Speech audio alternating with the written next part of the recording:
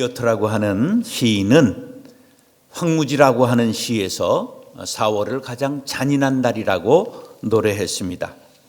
왜 그러냐 하면 죽은 땅에서 라일락을 키워내고 잠든 뿌리를 봄비로 깨우기 때문이라고 시인은 이렇게 4월을 잔인한 달이라고 역설적으로 말했습니다. 척박한 환경에서 고귀한 생명을 잉태하는 4월의 신비를 노래한 것입니다. 4월은 희망의 달이요 생명의 달입니다. 겨우내 앙상하던 가지마다 새싹이 돋아나고 들녘이 파릇파릇 새푸릇을 입고 개나리, 진달래, 목련꽃, 벚꽃이 앞다투어 봄을 수놓고 있습니다. 이런 생명의 환희 속에 우리는 부활의 아침을 맞이했습니다. 예수님을 따르던 많은 사람들은 예수님이 돌아가셔서 모든 소망을 잃어버렸습니다. 3년간 따르던 제자들도 모든 것이 끝났다고 생각했습니다. 그때 예수님께서 부활하심으로 다시 제자들에게 희망을 주신 것입니다. 이 희망은 제자들뿐만 아니라 온 인류의 희망이 되었습니다. 기독교는 부활의 종교입니다. 빈 무덤은 예수 그리스도의 부활을 강조합니다. 아라비아 사막에서 이슬람교도와 기독교가 만났습니다. 이들은 서로 자신이 믿는 종교에 대해 이야기했습니다. 먼저 이슬람교도가 말합니다. 우리 이슬람교는 당신네 기독교가 가지지 못한 것을 가지고 있는데 그것은 아라비아 메카에 가면 이슬람 교주 마호메트의 묘가 있는데 그 안에 마호메트의 시신이 있어서 그가 살아 있었다는 것을 알게 해주지요.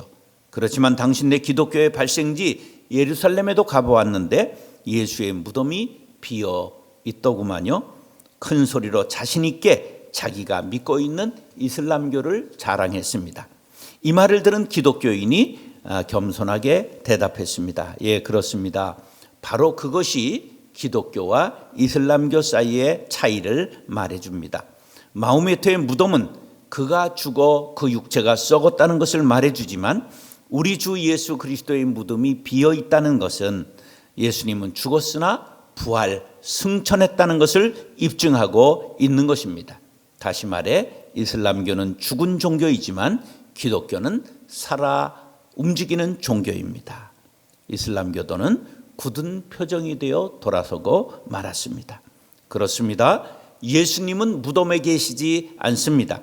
바로 우리가 믿고 따르는 예수님은 지금도 살아계셔서 우리를 구원으로 인도하고 계시다는 사실을 믿으시기 바랍니다. 예수님의 부활은 명쾌한 승리입니다. 부활은 기독교의 존재 이유입니다. 부활이 없다면 기독교도 존재할 수 없습니다.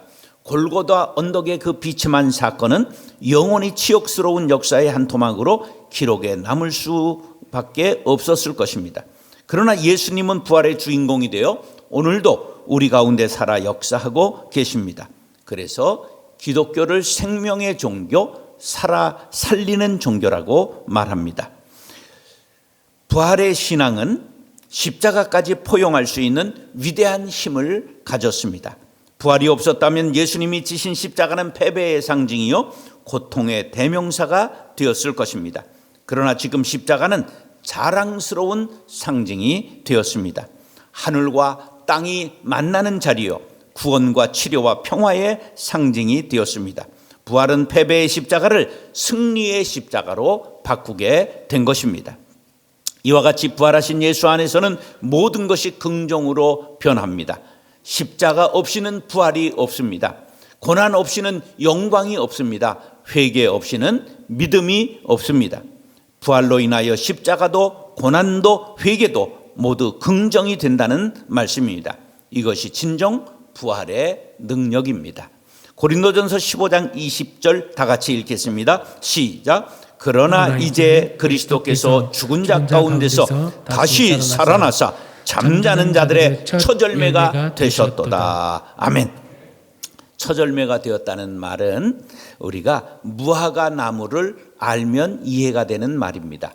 무화과 나무 열매는 열매 과일이 한꺼번에 다 익어서 따먹는 것이 아니라 이렇게 가지가 있으면 바깥 쪽에 달려있는 열매가 먼저 익어서 따먹습니다.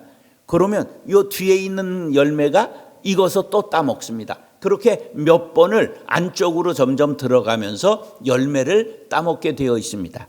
한 달간 따먹습니다. 그래서 잠자는 자들의 첫 열매가 되었다는 것은 우리들이 둘째 열매, 셋째 열매로 줄줄이 따라서 부활하게 될 것을 말씀하고 있는 것입니다. 사랑하는 형제 자매 여러분, 오늘 우리 모두 본문 말씀을 통해 은혜 받고 부활의 승리를 경험할 수 있게 되기를 예수님의 이름으로 축원합니다.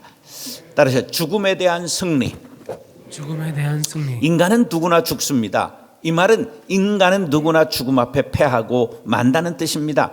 죽음과의 대결에서 이겨보려는 시도를 한 사람들이 여러 명 있었습니다. 대표적인 분이 석가모니입니다. 석가모니는 35세 될 때 인생의 생로병사의 고통의 바다를 지나는 존재로서 누구나 한 번 태어나면 이 고통의 바다를 쭉 지나가게 되는데, 이 길을 가면서 어리석고 망령된 집착에서 벗어나고 우주와 인생의 진리를 통달하게 되면 죽고 사는 것이 하나가 된다는 것입니다. 그래서 석가모니처럼 깨달음을 얻고 죽음의 두려움에서 벗어나 해탈을 하자고 하는 것이 불교입니다. 또 진시 황제가 있습니다. 중국 천하를 통일하고 황제가 되었지만 영원히 살 수 없는 인간의 한계를 알고 어떻게 하면 죽지 않을까 연구했습니다. 오래 살 것을 희망했습니다. 그래서 전국에 3천 동자를 풀어서 불로장생의 약을 구하여 오게 했습니다. 우리나라 제주도에도 왔다 갔다는 걸 아시죠? 결국 50세를 그는 넘기지 못하고 49에 죽고 말았습니다. 그리고 동방사기라고 하는 사람이 전설처럼 내려오는데, 이 사람은 서왕모라는 선녀의 복숭아를 훔쳐먹고 18만 년을 살았다고 해서 삼천갑자 동방사기라고 말합니다. 갑자라고 하는 건 60을 말합니다. 60년 한 바퀴를 갑자라고 말하죠. 그리고 3천을 곱하니까 18만 년을 살았답니다. 아무리 18만 년을 살아도 그 사람은 죽게 되어 있습니다. 그런데 예수님은 무덤을 여시고 부활하셨습니다. 이것은 죽음에 대한 승리를 뜻하는 것입니다. 고린도전서 15장 50절로 54절 말씀입니다. 같이 읽겠습니다. 형제들아, 내가 이것을 말하노니 혈과 육은 하나님 나라를 이어받을 수 없고 또한 썩은 것은 썩지 아니할 것을 유업으로 받지 못하느니라. 보라, 내가 너희에게 비밀을 말하노니 우리가 다 잠잘 것이 아니요 마지막 나팔에 순식간에 홀인이 다 변화되리니, 나팔 소리가 나매 죽은 자들이 썩지 아니할 것으로 다시 살아나고 우리도 변화되리라. 이 썩을 것이 반드시 썩지 아니할 것을 입겠고 이 죽을 것이 죽지 아니함을 입으리로다. 이 썩을 것이 썩지 아니함을 입고 이 죽을 것이 죽지 아니함을 입을 때에 사망을 삼키고 이기리라고 기록된 말씀이 이루어지리라. 할렐루야. 사망을 삼키고 이기리라, 이 말씀에 주목하시기 바랍니다. 인간 중에 한 명도 사망과 싸워 이긴 사람이 없습니다. 그런데 예수 그리스도께서 사망 권세를 가진 사탄과의 대결에서 이기시고 사망의 결박을 푸시고 부활하신 것입니다. 그러므로 누구든지 예수님의 부활을 믿는 자는 예수님의 부활에 동참하게 되는 것입니다. 이것에 대해 52절 이하에 죽은 자들이 썩지 아니할 것으로 다시 살아나고 썩을 것이 반드시 썩지 아니할 것을 입겠고 죽을 것이 죽지 아님을 입을 것이라고 말씀하고 있습니다. 한마디로 말해 예수님의 부활은 죽음에 대한 생명의 승리인 것입니다. 실로 죽음이란 자연인 모두의 절망과 불안의 궁극적 원인이 되는 것입니다. 죽음을 의식하건 의식하지 않건 그로 인한 공포와 좌절로 신음하고 있는 것입니다. 그런데 예수 그리스도의 구속사역을 믿음으로 받아들인 자는 성령으로 주님과 연합하여 주의 죽으심에 동참하여 죄의 씻음을 받을 뿐만 아니라 주님의 부활에 동참함으로 죽음으로부터 해방을 받게 되는 것입니다. 그러므로 예수님의 부활 승리는 예수를 주로 영접한 모든 그리스도인들의 승리가 되는 것입니다. 부활은 갑자기 일어난 사건이 아닙니다. 구약에 이미 여호와는 죽은 자의 하나님이 아니라 산 자의 하나님이라고 말씀하고 있으며, 엘리야 선지자와 엘리사 선지자는 죽은 사람을 살리는 이적을 베풀었고, 열왕기하 13장 21절에 엘리사 선지자 무덤에 던져진 시체가 살아난 사건이 있습니다. 욥은 자신이 구속자에 의해 부활할 것을 이렇게 예언하고 있습니다. 시작. 내가 알기에는 나의 대속자가 살아계시니 마침내 그가 땅 위에 서실 것이라. 내 가죽이 벗김을 당한 뒤에도 내가 육체 밖에서 하나님을 보리라. 할렐루야. 뿐만 아니라 이사야 선지자도 천국의 도래와 부활을 예언했고, 에스겔은 에스겔 골짜기에 해골 골짜기에 마른 뼈들이 살아나는 환상을 말씀했으며, 다니엘도 마지막 때 죽은 자들이 부활할 것을 예언했습니다. 예수님께서도 여러 번 자신의 부활과 믿는 자들이 부활할 것을 말씀하셨습니다. 요한복음 11장 25절 시작. 예수께서 이르시되 나는 부활이요 생명이니 나를 믿는 자는 죽어도 살겠고. 할렐루야. 예수님의 부활은 하나님의 경륜과 섭리 속에 이루어진 죽음에 대한 생명의 승리를 말씀하고 있습니다. 사랑하는 형제 자매 여러분, 이제 우리 모두 사망에 대한 승리를 선언합니다. 사망아 너의 쏘는 것이 어디 있느냐. 죽음에 대해 승리한 예수님의 부활에 동참하는 믿음의 사람들이 될 수 있기를 예수님의 이름으로 축원합니다. 따라서 율법에 대한 승리. 율법에 대한 승리. 인간은 사망에 대해서만 패배하고 종노릇한 것이 아니라 삶의 문제에 있어서도 늘 패배하고 율법의 종노릇을 합니다. 삶에 있어서 종노릇했다는 것은 율법에 얽매여 자유를 잃고 살았음을 의미하는 것입니다. 율법은 그 자체로는 선한 것입니다. 그러나 인간 중에는 의인이 없나니 의인은 없나니 한 사람도 없다는 로마서 3장 17절의 말씀과 같이 우리가 모두 율법을 지킬 수 없기 때문에 율법 앞에는 약한 사람이 되고 마는 것입니다. 대중가요에 누가 불렀죠? 왜 그대 앞에 서면 나는 작아지는지. 그런데 우리 인간은 율법 앞에 서면 왜소해지는 모습을 성경은 말씀하는 것입니다. 여기에 율법이라고 하는 건 법률만 말하는 게 아니에요. 형사법만 말하는 것이 아니라 사람들을 묶고 있는 인습, 관념, 시대정신, 유행, 풍조 이런 모두를 율법이 대표적으로 이야기하고 있는 것입니다. 그러면 오고 가는 모든 시대, 특별히 이 시대의 최고의 율법은 무엇일까요? 돈 많이 벌어 행복하게 살자는 것입니다. 사람들은 이 율법에 충실하고자 애씁니다. 그 중에 한 사람이 밀라드 풀러라고 하는 사람이 있었습니다.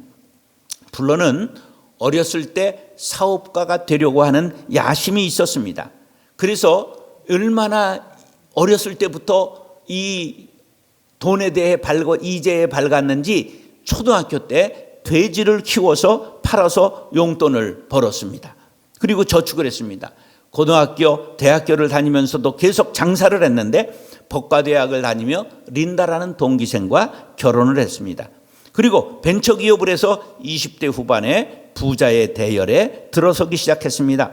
사업이 잘 될수록 아내는 홀로 지내는 시간이 많아졌습니다. 그는 별장을 사고 땅을 사들였습니다. 어느 날 회계사가 풀러에게 말했습니다. 드디어 당신의 재산이 100만 불을 돌파했습니다. 그는 할렐루야를 외쳤습니다. 이 소리를 들은 풀러는 감사합니다 하지 아니하고 이제 1000만 불이 다음의 목표다. 그렇게 그는 외쳤습니다. 그때 아내 린다가 말했습니다. 돈만 추구하는 의미 없는 삶을 더 이상 살 수는 없다. 나는 더 이상 당신을 사랑하지 않는 것 같아. 나는 집을 떠나 나의 새로운 미래를 혼자 개척하겠다. 그리고 아내가 별거를 선언했습니다. 풀로는 땅이 꺼지는 것 같았습니다. 며칠 뜬 눈으로 밤을 새우며 기도했습니다. 드디어 그가 결정을 내렸습니다. 나는 하나님 앞에 새롭고 의미 있는 삶을 찾아가겠노라. 그는 1965년 자신의 모든 것을 다 팔아 가난해지기로 결심했습니다. 자신의 재산을 가난한 사람들에게 나누어 주고 기독교 공동체에서 운영하는 농장에서 일하면서 하나님의 뜻을 기다렸습니다. 그가 신명기 15장 7절 8절을 통해서 나는 평생 가난한 사람들을 돕고 살겠다고 결심했습니다. 신명기 우리 다 같이 시작. 네 하나님 여호와께서 내게 주신 땅 어느 성읍에서든지 가난한 형제가 너와 함께 거주하거든 그 가난한 형제에게 내 마음을 완악하게 하지 말며 내 손을 움켜쥐지 말고 반드시 내 손을 그에게 펴서 그에게 필요한 대로 쓸 것을 넉넉하게 구워주라. 플로는 아내와 함께 주님께 영광을 돌리기 위하여 1973년 아프리카 자이레로 가서 가난한 흑인들을 위해 집을 지어주기 시작했고 오늘날까지 그 일을 세계적인 운동으로 만들어 주도하고 있습니다.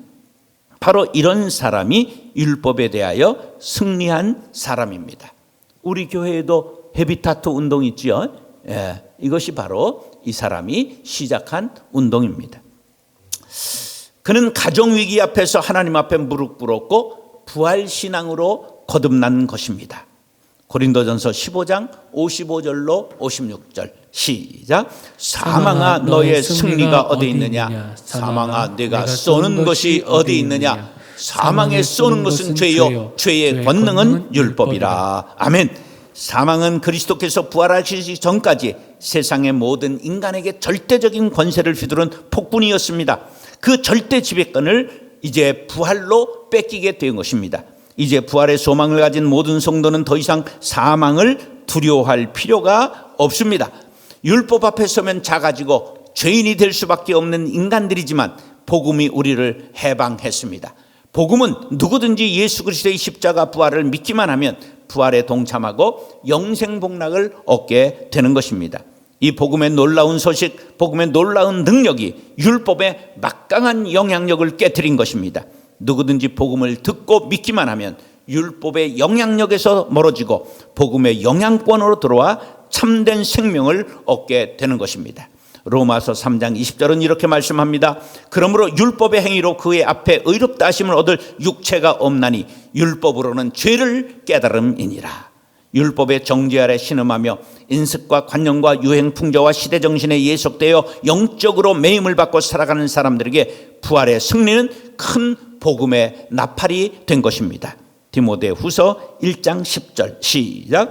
이제는 우리 구주 예수 그리스도 예수의 나타나심을 말미암아 나타났으니 그는 사망으로 패하시고 복음으로써 생명과 썩지 아니할 것을 드러내신지라. 할렐루야. 예수님의 부활 복음은 사망을 패한 동시에 율법을 패한 것입니다. 사랑하는 형제 자매 여러분, 여러분을 결박하고 있는 율법은 무엇입니까? 부활의 능력과 복음의 권능으로 그것을 깨트리고 자유하는 복음의 일꾼들 될 수 있기를 예수님의 이름으로 축원합니다. 따라하시죠. 불신에 대한 승리. 불신에 대한 승리. 고린도전서 15장을 부활장이라고 부릅니다. 바울이 부활에 대해 쓰게 된 배경에는 고린도 교회에 부활에 대해 부정하는 사람들이 생겼기 때문입니다. 그리스도께서 죽은 자 가운데서 다시 살아나셨다 전파되었거늘 너희 중에서 어떤 사람들은 어찌하여 죽은 자 가운데서 부활이 없다 하느냐. 이런 사람들에 대해 바울은 부활이 사실임을 증인들을 들어 증명하고 있습니다. 고린도전서 15장 3절로 8절 시작. 내가 받은 것을 먼저 너희에게 전하였노니 이는 성경대로 그리스도께서 우리 죄를 위하여 죽으시고 장사 지낸 바 되셨다가 성경대로 사흘 만에 다시 살아나사 게바에게 보이시고 후에 12 제자에게와 그 후에 500여 형제에게 일시에 보이셨나니 그 중에 지금까지 대다수는 살아있고 어떤 사람은 잠들었으며 그 후에 야고보에게 보이셨으며 그 후에 모든 사도에게와 맨 나중에 만삭되지 못하여 난자 같은 내게도 보이셨느니라. 할렐루야. 부활에 대해 불신하는 사람들은 과거 고린도 교회에만 있었던 것이 아니라 오늘에도 많이 있습니다. 또 그 이전에도 있었습니다. 예수님 당시 이스라엘은 4개 종파가 있었습니다. 바리새파는 근본주의적이었고 사두개파는 정치적이었습니다. 에스네파는 경건주의자들이었고 열심당은 민족주의자들이었습니다. 이 중에 사두개파가 대표적으로 부활을 부정했습니다. 이런 부류의 종교인들은 이 세상만 믿고 소망하고 부활을 믿고 내세의 영원한 삶을 소망하는 사람들을 어리석다고 조롱했습니다. 그러나 이런 자들이야말로 실로 어리석고 미련한 사람들입니다. 우주 만물을 창조하시고 주관하시는 하나님께서 자연 만물을 소생시키듯이 인간을 부활시키는 능력을 그들은 깨닫지 못한 것입니다. 이런 자들을 영적 소경이라고 말합니다. 이런 것이 없는 자는 맹인이라 멀리 보지 못하고 그의 옛죄가 깨끗하게 된 것을 잊었느니라. 보이는 세계만 보는 근시안을 가지고는 하나님의 오묘막측한 세계를 바라볼 수 없습니다. 믿음은 보이지 않는 것을 보는 것이요 바라는 것들을 장막이 거치는 날 만지게 되는 것입니다. 그러므로 부활이 없다 하는 자들의 말에 흔들리지 말라고 사도 바울은 오늘 본문에서 권면하고 있는 것입니다. 57절 58절 시작. 우리 주 예수 그리스도로 말미암아 우리에게 승리를 주시는 하나님께 감사하노니 그러므로 내 사랑하는 형제들아 견실하며 흔들리지 말고 항상 주의 일에 더욱 힘쓰는 자들이 되라. 이는 너희 수고가 주 안에서 헛되지 않은 줄 알미라. 아멘. 죽음에 대해 이김을 주시고 율법의 정죄로부터 이김을 주시는 하나님을 믿고 흔들리지 말고 부활의 신앙으로 불신자들의 유혹을 물리치라는 말씀입니다. 부활을 의심할 때 그 믿음 생활이 불안하고 소망이 없으며 기쁨이 없는 불쌍한 신앙인이 되고 마는 것입니다. 불신의 신앙은 환난과 핍박이 닥칠 때 곧 좌절하고 쓰러지게 되는 것입니다. 예수님의 비유 중에 돌짝밭과 같은 마음이 불신의 마음입니다. 말씀을 들었을 때 아멘 할렐루야 기뻐하다가도 시험이 오면 말씀에 뿌리를 내리지 못하고 시들거리고 말라버리는 돌짝과 같이 금방 실망하고 좌절하게 되는 것입니다. 그러므로 부활신앙은 중요합니다. 환난이 와도 핍박이 와도 부활신앙이 있으면 승리할 수가 있습니다. 혹시 여러분 블루클럽이라고 하는 미용실 다니다 볼 수 있죠? 남성 전용 미용실. 그게 아주 체인이 막 1000개 가까이 되는 그러한 엄청난 사업인데요. 그 성공의 비결을 물었더니 그 정혜진이라는 사장이 이런 답을 했습니다. 절대 실패할 수 없다는 믿음을 가지십시오. 신앙의 승리도 이와 같습니다. 반드시 부활에 동참하고 영생복락을 누린다는 믿음은 우리의 신앙을 견고한 반석 위에 올려놓게 될 줄로 믿습니다. 예수님의 부활은 예수가 하나님의 아들임을 거부하는 모든 사람들에 대한 명쾌한 승리입니다. 세상의 권세자들은 예수 그리스도를 십자가에 못 박았습니다. 완전히 죽이고 승리를 선언하고 돌을 굴려 무덤을 막고 임봉했습니다. 그러나 돌문은 열리고 무덤은 비어있게 되었던 것입니다. 세상은 그가 하나님의 아들이심을 부인했으나 예수님은 부활로 하나님의 아들이심을 확증했고 세상을 이기고 불신 세력에 대해 승리하신 것입니다. 요한복음 16장 33절 시작. 이것을 너희에게 이르는 것은 너희로 내 안에서 평안을 누리게 하려 함이라. 세상에서는 너희가 환난을 당하나 담대하라. 내가 세상을 이겼노라. 우리가 세상에서 소망을 가지고 담대하게 살 수 있는 힘의 원천은 예수님의 부활입니다. 부활은 우리의 힘이요 능력이요 생명이요 영생입니다. 생명을 위협하는 악한 세력의 공격 앞에서도 부활의 신앙이 있으면 담대히 승리할 수 있습니다. 우리 주님이 사망과 싸워 승리하셨기 때문입니다. 사랑하는 형제 자매 여러분, 예수님의 승리의 부활은 생명이 죽음을 삼킨 것입니다. 이제 우리는 죽음을 향해 가는 사람이 아니라 부활의 소망을 가지고 영원한 생명을 향하여 나아가는 기독도들입니다. 우리 모두 부활의 신앙을 가지고 죽음에 대해 율법에 대해 불신에 대해 승리를 선포하고 부활의 노래를 힘차게 부르는 성도들이 될 수 있기를 예수님의 이름으로 축원합니다.